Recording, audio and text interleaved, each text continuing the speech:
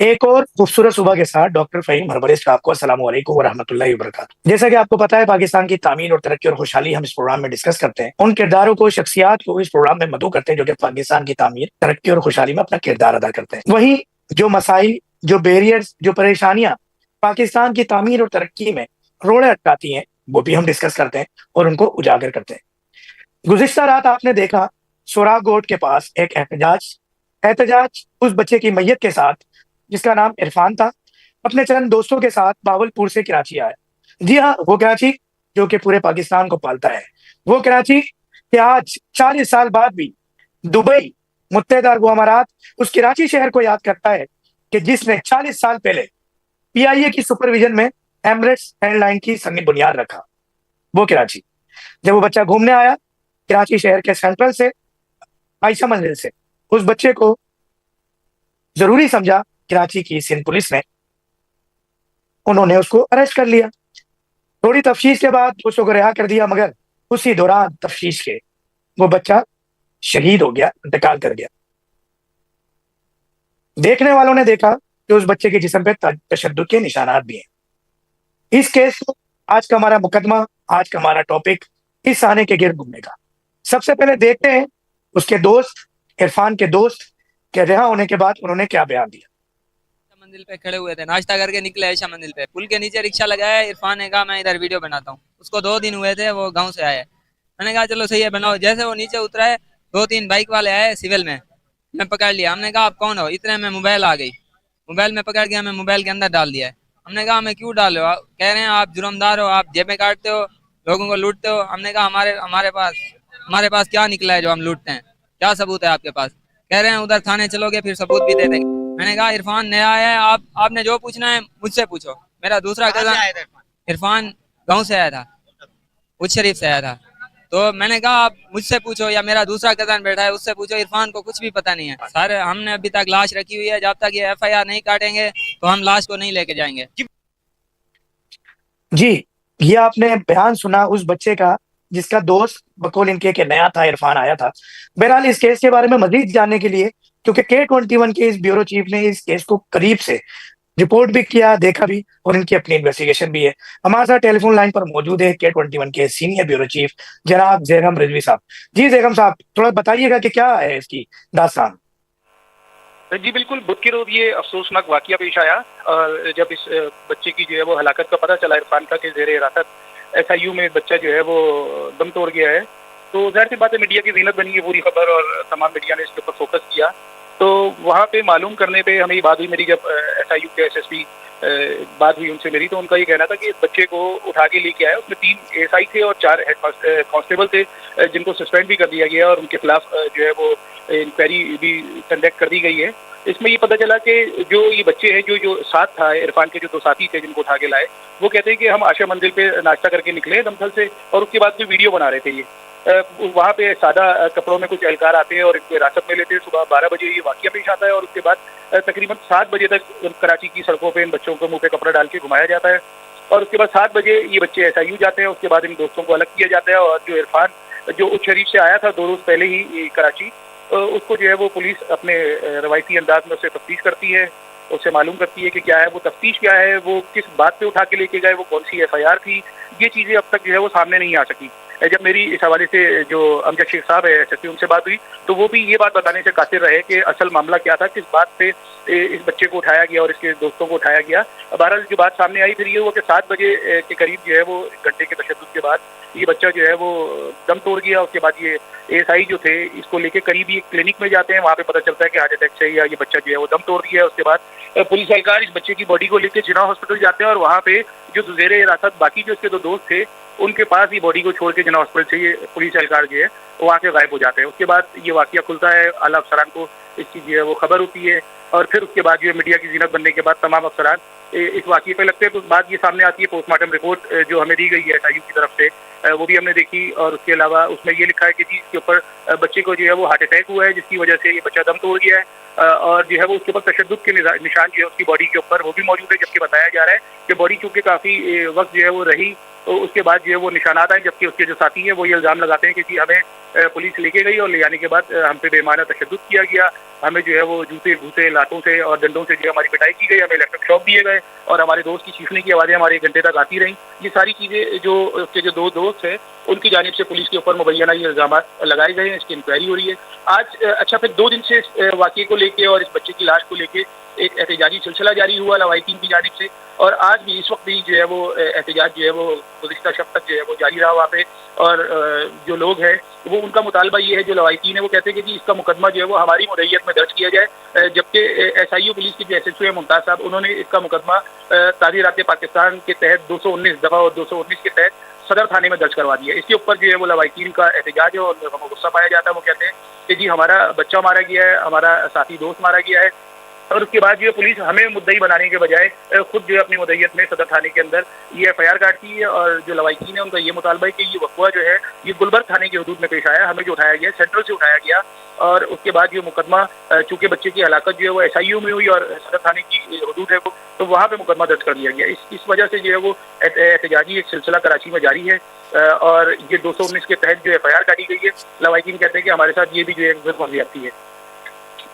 बेगम रिजवी साहब, एक सवाल इसमें बनता है क्योंकि उसके बाद फिर मैं जाऊंगा इब्राहिम नासिर साहब के पास कि क्या बच्चे की कोई मेडिकल हिस्ट्री कार्डिक डिजीज के हवाले से कोई निकल के सामने आई या क्रिमिनल रिकॉर्ड के हवाले से अब तक कोई बात सामने आई? नहीं जी, अभी तक जो है वो किसी किस्म का जो है बच्चे का क्रिमिनल रिकॉर्ड जिसको हम CRO कहते हैं वो भी सामने नहीं पुलिस पेश कर सकी है, जबकि मेडिकल हिस्ट्री जो है वो अब तक जो है वो सामने नहीं आई किसी किस्म की। बहुत बहुत शुक्रिया। असल में मेरे साथ अब मौजूद हैं टेलीफोन लाइन पर जिब्रान नासिर एडवोकेट साहब। जी जिब्रान साहब, अस्सलाम वालेकुम व रहमतुल्लाह। वालेकुम अस्सलाम। जिब्रान साहब, ये आपने पूरी दास्तान सुनी हमारे ब्यूरो चीफ से, क्या कहेंगे कि क्या आया मुकदमा बनता है? और इस तरह जो एक तो 2-3 सवालात उठते हैं। एक तो ये कि ये हुआ क्या है, क्यों हुआ है, अभी तक इसका कोई सैर पैर नहीं मिल रहा। दूसरा ये कि आया ये जो लवाहिकीन का एक डिमांड है और जो एहतजाज होता रहा है रात तक, तो बताएंगे क्या ये जायज़ है कि मुकदमा उनकी मुद्दत में दर्ज हो सकता है? कानूनी के पहलू बताएंगे इसके। देखिए, पहली बात तो ये है कि कितना ही बड़ा अलमिया है कि बताया जा रहा है कि इरफान जो है नौजवान, वो सैलाब जैसे अजाब से तंग आके बच के अहमदपुर शर्किया से कराची आया था और यहाँ एक और बड़े अजाब के अंदर फंस गया। जो सैलाब था उसको तो हम एक हद तक कुदरती आफात में शुमार कर सकते हैं, मगर जो हमारा थाना कल्चर है, जो हमारी पुलिस की बर्बरियत है, और जिस बर्बरियत को अब रियासत की पुष्टपनाई भी बल्कि शाबाशी भी हासिल है। अगर आप पंजाब का ही हाल देख लीजिए, जो वहाँ पे क्राइम कंट्रोल डिपार्टमेंट जिस तरीके से आए दिन लाशें गिरा रहा है और उसको अमन व अमान और इंसाफ की अलामत बता रहा है, इसी तरह ये बच्चा, जो मैं ये तो नहीं कहूंगा कि गिरफ्तार हुआ, क्योंकि अगर गिरफ्तार हुआ तो रोजनामचे की एंट्री होगी, थाने के अंदर एंट्री होगी, इनको जब कस्टडी लॉकअप किया होगा, और अगर 24 घंटे से ज्यादा हिरासत में है तो मजिस्ट्रेट के पास पेश किया होगा। अगर किसी थाने इनको नहीं ले जाया गया, एंट्री नहीं की गई, तो ये अगवा ही था।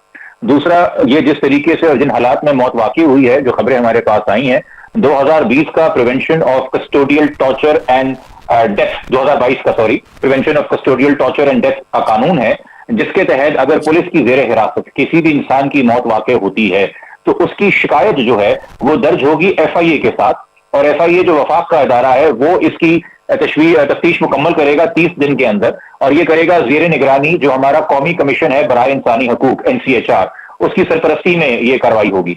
जो FIR अभी सामने मंजरे आम पे आई है उसमें तो गालिबन 302 की दफा भी नहीं लगी, उसमें शायद उन्होंने गफलत या कोई और जुर्म लगा दिया है और अपने ही पुलिस वालों को कवर करने के लिए अपनी ही मुद्दईयत के अंदर एक FIR दर्ज करा दी है, जिसमें कल को वो अपने ही गवाह पेश करेंगे। मेरी नजर में कानून के अंदर इस FIR का कोई अहमियत नहीं है, कोई जवाब भी नहीं है। और एक कंप्लेंट आपके प्रोग्राम के तवज्जुह से ये मैं इंफॉर्मेशन मुहैया करने जाऊंगा उस खानदान को जो इस वक्त गम से निढाल है और वो एहतजाज कर रहा है, तो बिल्कुल जायज एहतजाज कर रहा है कि FIA में इस कानून के तहत इसकी कंप्लेंट होगी, और इसमें जो भी मुलव्विस है, चाहे वो तशद्दुद में मुलव्विस था, उसकी गिरफ्तारी में मुलव्विस था, या इस बात पे खामोश था कि इस लड़के को टॉर्चर किया जा रहा है या तशद्दुद का निशाना बनाया जा रहा है या गैर कानूनी तौर पर बंद किया हुआ हिरासत किया जा रहा है जिसकी वजह से उसको कोई अगर हार्ट अटैक हुआ, मौत वाकई हो गई, वो तमाम जो फरीकैन है जिन्होंने कोई भी हिस्सा डाला हो, वो सब पे 302 की फर्द जुर्म जो है वो आयद होगी और सब पे कत्ल का मुकदमा चलेगा। बिल्कुल ऐसा ही है। तो आप क्या ये अभी आपको लगता है कि जो इस वक्त हालात हैं पाकिस्तान के और कराची शहर के, तो ये जाहिर सी बात है कि बच्चे की मैयत का मामला है तो डेफिनेटली ये तो हार ही मान लेंगे ना लवाहिकीन, क्योंकि अजियत तो नहीं देंगे उसकी मैयत को। मगर ये जैसे ही ये कफन दफन के मामलात मुकम्मल होते हैं, तदफीन के मामलात मुकम्मल होते हैं, तो उसके बाद तो कोई मुझे नहीं लगता लवाहिकीन कुछ कर सकेंगे। क्या कहेंगे आप?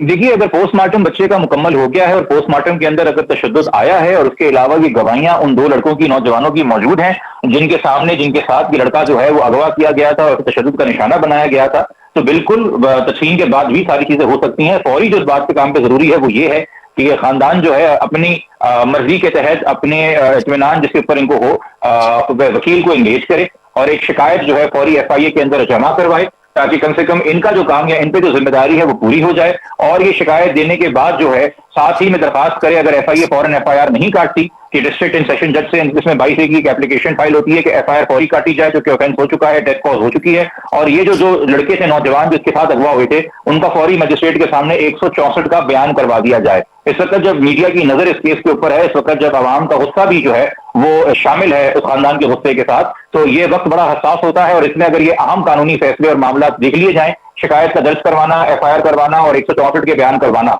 तो बहुत हद तक जो है ये अपने केस को मजबूत कर लेंगे उन तमाम अफसरान के खिलाफ जो इस जुर्म में शामिल थे।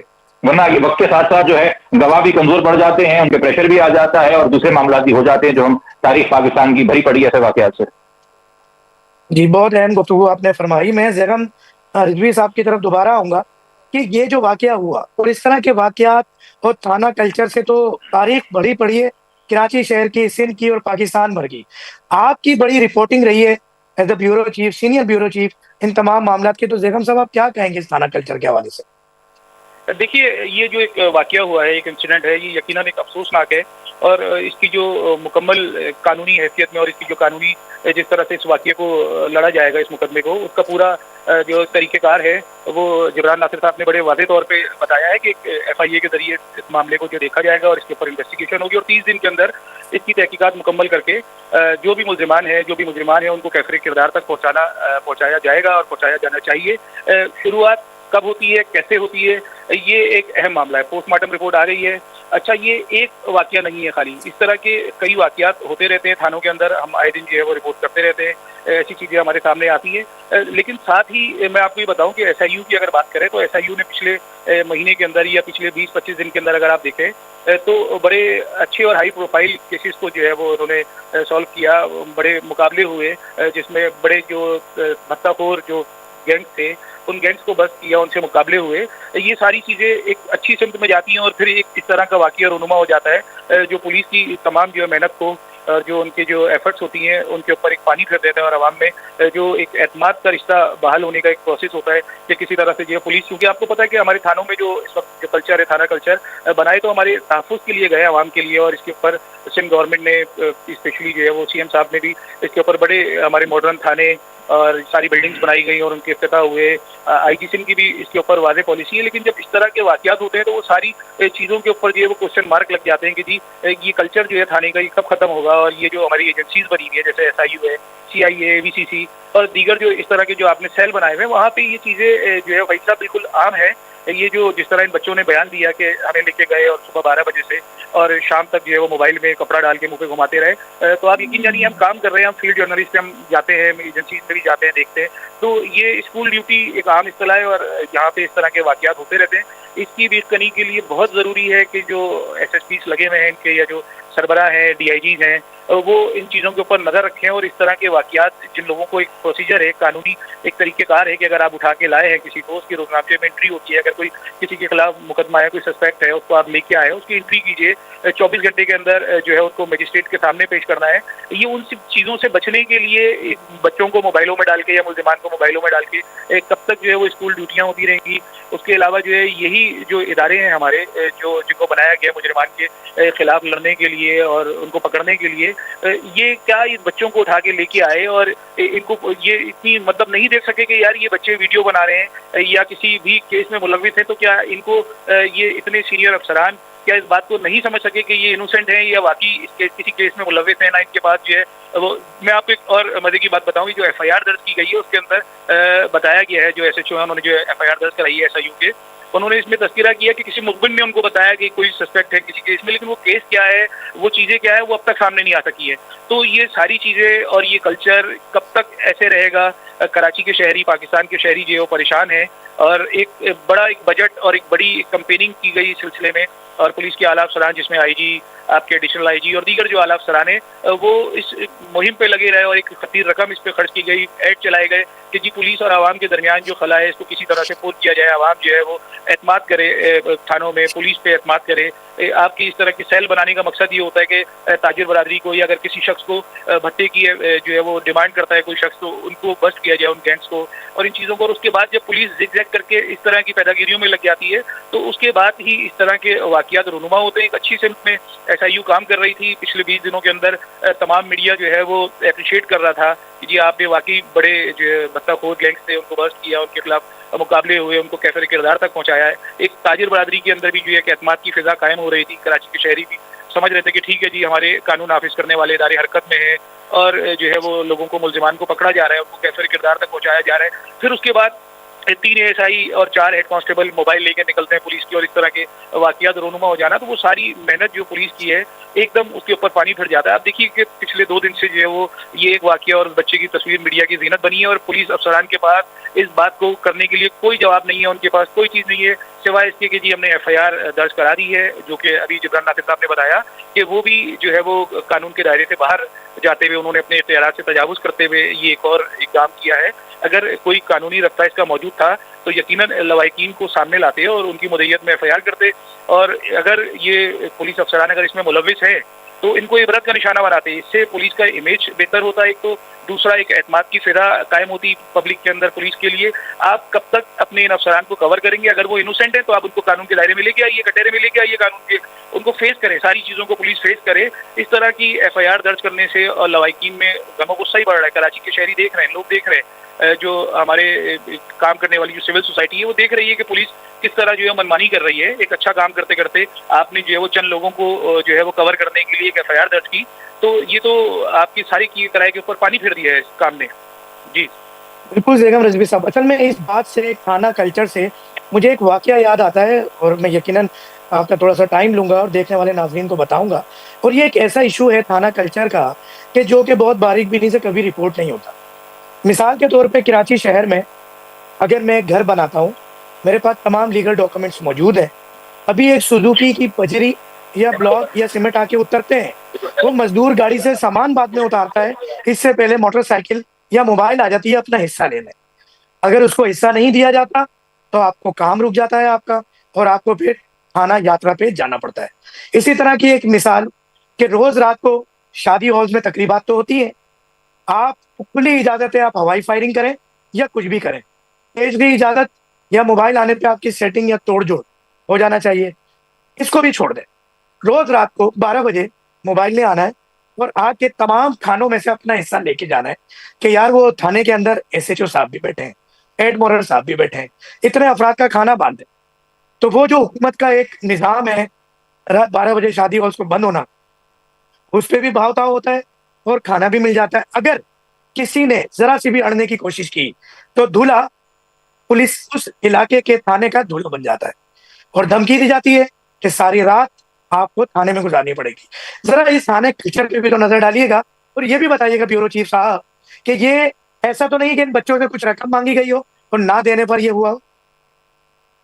देखिए अब तक तो इस तरह की कोई वाकयात सामने नहीं आया जो हमारी बात हुई है इनसे, तो उन्होंने नहीं कहा क्योंकि इस कदर मैंने आपको बताया कि सुबह 12 बजे इन बच्चों को लिया है, 11-12 बजे और थाने लेके पहुंचे हैं और उसके बाद जो है इनको मोबाइल में डालती तशद्दुद जो इनका इल्ज़ाम लगाया उन्होंने पुलिस के ऊपर मुबैना तौर पे कि जी हम पे जो तशद्दुद किया गया और ये सारी चीज़ें हुई, तो वो सडनली एकदम ऐसे वाकयात हो गए और बच्चा जाते के साथ ही घंटे 2 घंटे के अंदर जो है उसकी हालत बिगड़ गई। जिसके बाद इन बाकी जिनके साथी हैं उन्होंने बताया कि जी हमें बुलाया और कहा कि इसको मिर्गी के दौरे तो नहीं पड़ते और इस तरह की इसकी हालत हो गई है। तो वो सारा वो सीन वहाँ तक पहुँचा ही नहीं कि जी किसी किस्म की डिमांड की जाती, वो तो ले जाती के साथ ही जो वाकया हुआ और उसके बाद पुलिस जो है वो बुखलाहट का शिकार हुई और इनको जो है वो हॉस्पिटल ले जाके छोड़ दिया गया बच्चों को लाश के साथ। और उसके बाद जो वाकया है वो सारा आपके सामने है। अब इसमें पूछने वाली बात ये है कि ये जिब्रान नासिर साहब बैठे हैं हमारे साथ और ये इनकी नज़र है बहुत ज़्यादा इस तरह के वाकयात में, हमने देखा पहले भी ये सामने आते रहे हैं और काफ़ी इस तरह की चीज़ों पे आवाज़ उठाई है इन्होंने। तो जिब्रान साहब ये आप बताएं कि इस तरह के तदारुक के लिए मुस्तकबिल में इस तरह के वाकयात ना हो क्या हमारी वकला बरादरी, हमारी सिविल सोसाइटी किस तरह की कोई एक मैकेनिज्म ऐसा पुलिस के साथ बैठ के बनाया जाए, रीजनल सतह के ऊपर आपकी जोन वाइज कुछ ऐसी कमिटीज बनाई जाए, जबकि मौजूद भी है ह्यूमन राइट्स कमिटीज हमारी, तो कोई एक ऐसा मैकेनिज्म तैयार किया जाए जिससे मुस्तकबिल में ऐसे वाकयात ना हो, तो कोई ऐसी तरीकेकार है? बिल्कुल ज़ैगम रिजवी साहब के सवाल को मैं आगे करूंगा। एग्जाम्पल का मवाजना करना चाहूंगा रियासत अमेरिका के साथ, क्योंकि हम बड़ा अगर जानते हैं कि जी अमेरिका में तो बड़ा महजूब माशरा है, फर्स्ट वर्ल्ड है और बड़ी टेक्नोलॉजी है और बड़े अच्छे कानून हैं, मगर अगर हम उनकी असल तारीख देखें और हाल भी वक्त देखें तो पुलिस ब्रुटैलिटी के हद से ज्यादा शदीद खौफनाक वाकयात जो कि तासुब पे भी मबनी होते हैं, जो कि बर्बरियत पे भी मबनी होते हैं और जो कि हर किस्म के इंसानी हकूक की नफी करते हैं, वो हर रियासत में अमेरिका के पाए जाते हैं। जबकि उन्होंने अब अमेरिका में ना सिर्फ पुलिस की गाड़ियों में बल्कि उनकी छातियों पे जो उन्होंने बुलेट प्रूफ वेस्ट पहनी होती है उसमें कैमरे नस्ब किए हुए होते हैं जो कि लाइव रिकॉर्ड कर रहे होते हैं उनकी सारी रेडें, उनके सारे अरेस्ट वगैरह। मगर तब भी हम देखते हैं कि कैमरे की आंख के सामने किसी सयाह फाम को लिटा के उसकी गर्दन पे घुटना रख के बीच सड़क में उसका दम घोट देते हैं और उसका कसूर सिर्फ ये होता है कि पुलिस को शुबा था कि ये कोई गैर कानूनी काम कर रहा है या ये अरेस्ट रजिस्ट कर रहा है। ये ऐसा क्यों होता है? क्योंकि जब बात केस पे आती है, जब बात सजा पे आती है, तो जो लॉबी है अमेरिका के अंदर पुलिस की वो इतनी मजबूत है कि वो करार वाकई सजा पाते नहीं है पुलिस एहलकार जो इस केस में मुलव्वस होते हैं। हमारे यहाँ अक्सर ये बात की जाती है कि जी सरेआम फांसी दे दें, चौकों पे लटका दें, 2 लोगों को गोली मार देंगे सड़क के ऊपर तो सबको अकल आ जाएगी, सब खौफजदा हो जाएंगे। देखें, सजा की शिद्दत जो है ना वो डिटरेंस नहीं होती, सजा की शिद्दत खौफ पैदा नहीं करती। सजा की सर्टेनिटी कि ये बात कितनी फीसद तय है कि आप जुर्म करेंगे तो कोई ना कोई सजा आपको जरूर मिलेगी, ये बात तय करती है कि डिटरेंस बनेगा कि नहीं बनेगा।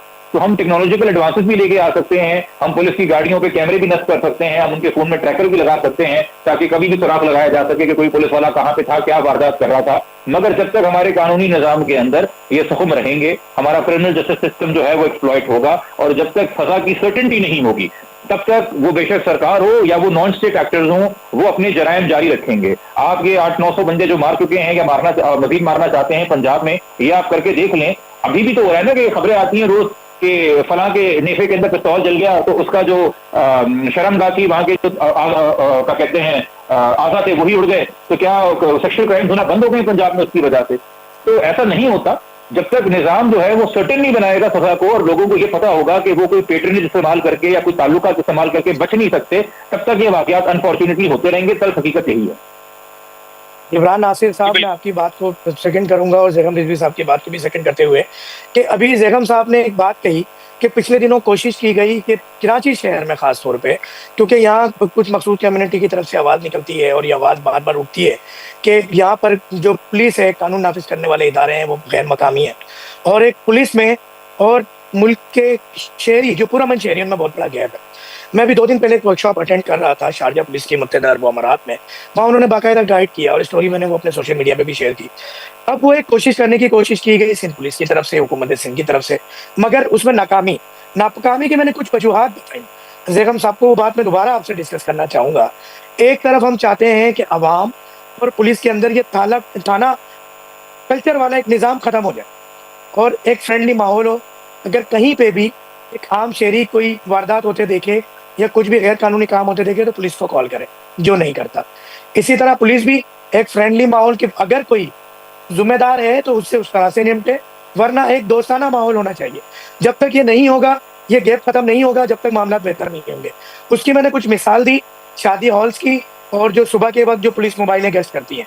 इस हवाले से आप क्या कहते हैं कि इस तरह का बदतर कल्चर जब तक थानों से, पुलिस से ख़त्म नहीं होगा और ये इरफान जैसे वाक़यात ख़त्म नहीं होंगे, जब तक क्या ये फ्रेंडली माहौल और एक पुरअमन माहौल हो सकता है शहर में? इन सब पे नजर डालिए।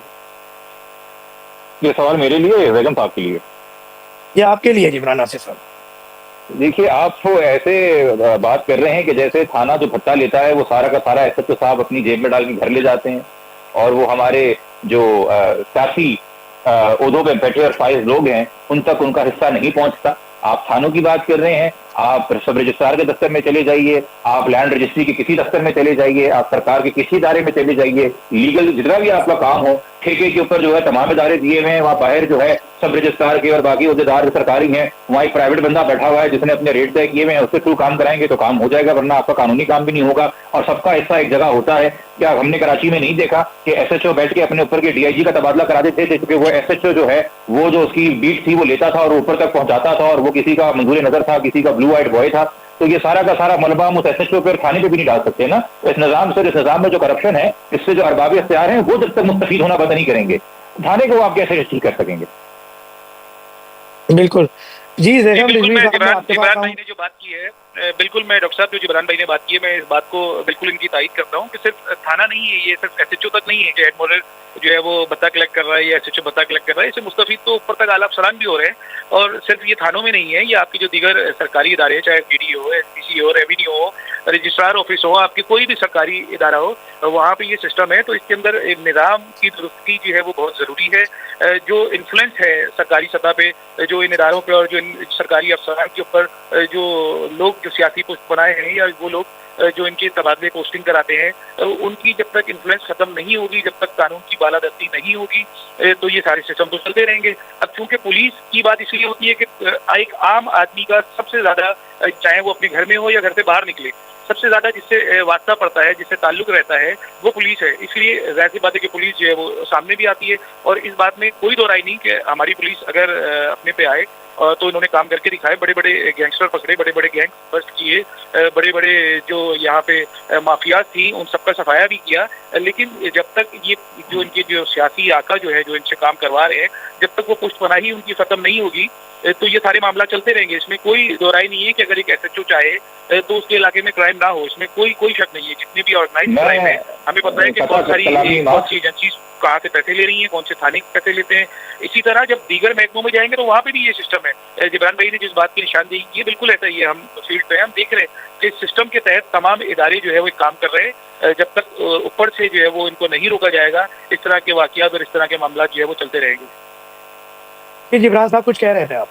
जी, मैं आपको कह रहा था, आपको याद होगा यहाँ सिंध पुलिस में एक अफसर होते थे एसएसपी रिजवान साहब, जिन्होंने ये जरूरत की थी कि उन्होंने बैठ के मकामी एमपीए का और एमएनए का जो गठजोड़ था कच्चे के डाकुओं के साथ और बाकी जो उनका क्राइम रैकेट था, उसके ऊपर जब उन्होंने एक रिपोर्ट तैयार की तो उनके खिलाफ प्रेस कॉन्फ्रेंस करने के लिए जो है वो वजीर आला सिंध मैदान में उतर आए थे और फिर आखिर में उनका तबादला पहले एफआईए में हुआ, फिर वहां से पंजाब पुलिस हो गया।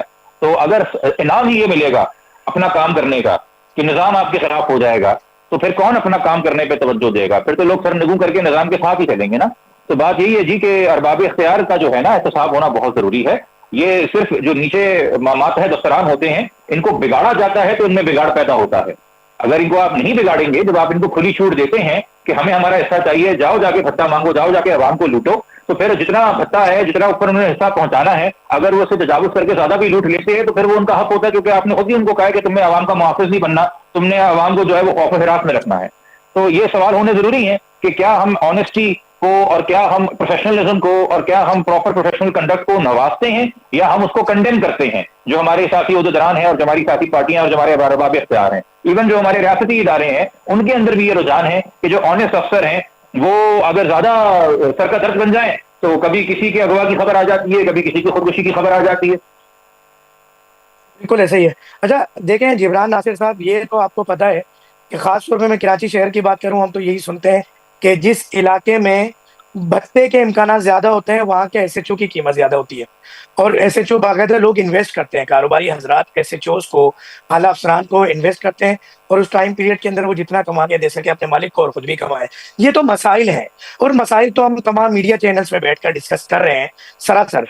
अब प्रोग्राम में आखिरी कोई 5 मिनट का वक्त बचा है, मैं चाहूंगा कि आप अपने 2-3 मिनट के अंदर थोड़ा सा कंक्लूड करें और आखिर में मैं फिर जगन रिजवी साहब के पास भी आऊंगा कि आप क्या समझते हैं इन मसाइल का हल क्या है। अगर आपको मौका मिले या आप इस प्रोग्राम को यकीनन आला काम देख रहे होंगे, शायद हम कुछ, क्योंकि हमने हल की तरफ जाना है, हमने पाकिस्तान की तामीर और तरक्की की तरफ जाना है।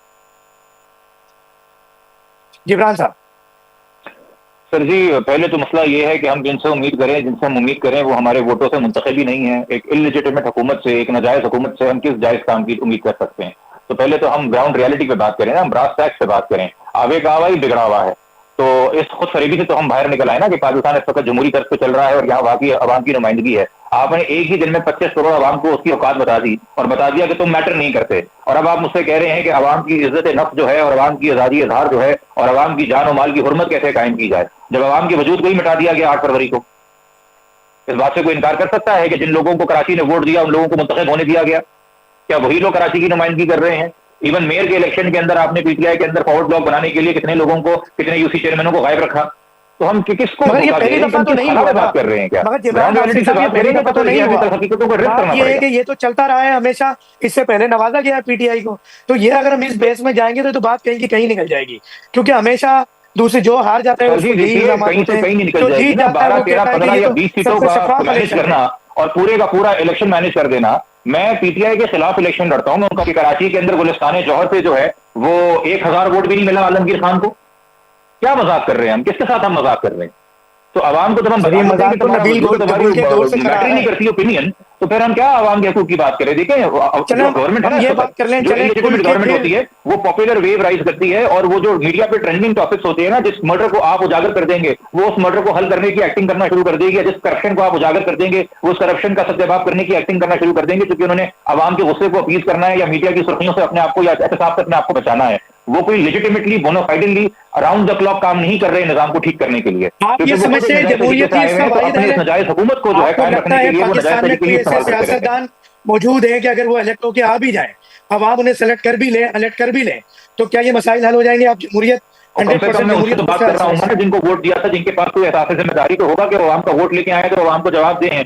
जो आवाम का वोट ही लेके नहीं आए वो आपको और मुझको जवाब दे क्यों होंगे? अगर वो किसी के बंद बिल्कुल करने में ऐसे। फैसला करने जो बात हो रही थी प्रोग्राम में, हम वापस उसी तरफ आए कि सबसे पहले जो कम्युनिटी पुलिसिंग है उसकी तरफ तवज्जो दी जाए, और दूसरी बात कि सिर्फ पुलिस नहीं, आपके यहाँ जितना भी ये जो सिस्टम के नाम पे जो लोग फाल है, इनकी लिस्टें सबके पास मौजूद है, ये लोग मौजूद है कि कौन लोग इनके पीछे है, उनकी लिस्टिंग करके, और बिल्कुल जितने भी इदारे हैं इनको गैर जानिबदाराना तौर पे काम करना होगा। हर शख्स को, हर इदारे को अपने डोमेन में रहते हुए काम करना होगा। जब तक कानून की बालादस्ती नहीं होगी, एहतसाब का कड़ा अमल नहीं होगा, तब तक इस तरह के वाकयात रूनुमा होते रहेंगे। ये भत्ताखोरी, ये अपने कामों के नाम पे सरकारी अफसरान की लूटामारी, रिश्वत, ये सारी चीजें होती रहेंगी। इस तरह के वाकयात होते रहेंगे। आला अफसरान जो है वो एसएचओ के जरिए, दीगर जो इदारे हैं वो अपने अफसरान के जरिए इस तरह की कराची की आवाम से लूटामारी चलती रहेगी। इसके लिए जरूरी है कि कानून की बालादस्ती हो, कोई ऐसी कमेटियां जोनल सतह पे बनाई जाए जो इनको वॉच कर रही हों, जहाँ पे इनकी शिकायत दर्ज की जाए और उसके ऊपर फौरी तौर पे जो है वो एहतसाब के अमल को तेज किया जाए। तो मैं उम्मीद करता हूँ कि ये वाहिद रास्ता यही है कि कानून की बालादस्ती ही के जरिए आप चीज़ों को चेंज कर सकते हैं बाई फोर्स। जिस तरह अभी जिब्रान नासिर कह रहे थे कि आपने जो है वो मावरा अदालत कत्ल कर दिए या डैमेज कर दिया, लोगों को उठा के उनके किसी आज़ा पे गोली चला दी, तो ये चीज़ें जो है वो दबाने से नहीं खत्म होंगी। सिर्फ एक वाहिद रास्ता यही है कि एहतसाब का अमल तेज़ हो, शफाफ हो और हुक्मरानी कानून की हो, तो फिर इस तरह के वाक़यात जो है वो रूनुमा होना कम हो जाएंगे। जी अच्छा, मैं जिब्रान नासिर साहब आपके पास दोबारा आऊंगा कि जहां बात एहतसाब की होती है वहां नाम जहन में आता है नैब का। तो नैब ने एहतसाब करना है, नैब एक डिक्टेटर की पैदावार है, बनाया गया महकमा है, इसके किरदार को क्या कहेंगे? क्योंकि सियासी तंजीमों का तो कहना यह है कि जब भी कोई इक़्तिदार में आता है तो अपने मुखालिफिन को के खिलाफ नैब को इस्तेमाल करता है। इस हवाले से क्या कहेंगे? आपके क्या जहन में आता है जब भी एहतसाब की बात हो? भाई नैब के साथ जो आपने खुद ही बात कर दी ना कि जब वो आपके मातहत है तो उससे फाल कोई इदारा नहीं है, और जब आप उसके ज़ेर हिसाब हैं तो उससे बेमान कोई इदारा नहीं है। क्योंकि नैब जो है वो एक इदारा नहीं है, नैब जो है वो एक टूल है, वो एक आला है, आला कार के हाथ के अंदर, जिसको अपनी जरूरत के हिसाब से इस्तेमाल किया जाता है। और इसीलिए नैब को भी मजाक बना के रख दिया।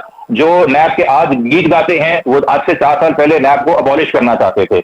तो फिर वही बात है ना जी कि हम कैसे किसी के कॉल पे या तो कहते हैं यकीन कर सकते हैं जब उसके कॉल और फेल के अंदर हद से ज्यादा तजाद हो और कॉन्ट्रडिक्शन हो। हम जब पूरे सिनेरियो का अहाता नहीं करेंगे, जब तक हम पूरी चीजों को कॉन्टेक्स्ट में नहीं देखेंगे, जो बात बेगम साहब ने की वो बिल्कुल अच्छी नसीहत है। कौन इस बात से इनकार कर सकता है कि सबको अपने दायरेकार में रह के काम करना चाहिए, कानून और आइन की बालादस्ती होनी चाहिए। यही अच्छी अच्छी बातें सारे सियासतदान असेंबली में खड़े होकर अपनी तकरीर के अंदर करते हैं, मगर बात कॉल की नहीं हो रही ना, बात फेल की हो रही है। तो जब हम एक्चुअल एक्शन देखेंगे, 77 साल हो गए नसीहत करते हुए, उससे तो हमें नजर आ गया कि नसीहतों से तो इनके दिल पलटने नहीं वाले हैं। तो फिर हमें सब सवाल करने पड़ेंगे और मज़ाहमत करनी पड़ेगी, तो उसके अलावा तो मसले का हल नहीं निकलेगा।